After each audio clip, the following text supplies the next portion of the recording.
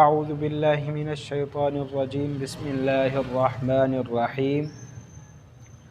آج میں ایک نیا سبق کے ساتھ آپ کے سامنے حاضر ہوا ہوں۔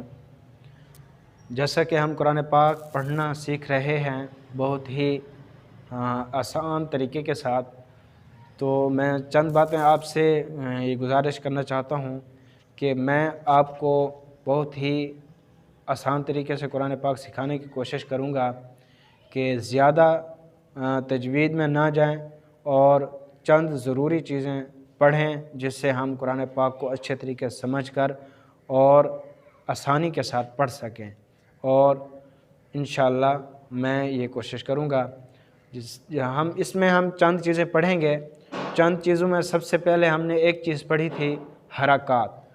تو پچھلے سبق ہم نے حرکات کا پڑھا تھا، تو جن دوستوں نے نہیں سنا تو ڈسکرپشن میں اس کا لنک دے دوں گا، آپ وہاں سے جا کر اس کو پہلے اچھے طریقے سے سمجھیں، یاد کریں، اور اس کے بعد اگلا سبق اور سنیں اور یاد کریں۔ تو اسی طرح ہم نے پہلا سبق حرکات کا پڑھا تھا، اس میں ہم نے سب سے پہلے حرکات کی جو ڈیفینیشنز ہیں، تعریفیں ہیں، وہ ہم نے پڑھی تھیں، ان کو سمجھا تھا، اور اس کے بعد ہم نے حرکات کی جو تختی ہے اس کو اچھے طریقے مشق کی تھی، جوڑ کے ساتھ بھی اور بغیر جوڑ کے ساتھ بھی۔ پڑھنے کا جو طریقہ ہے،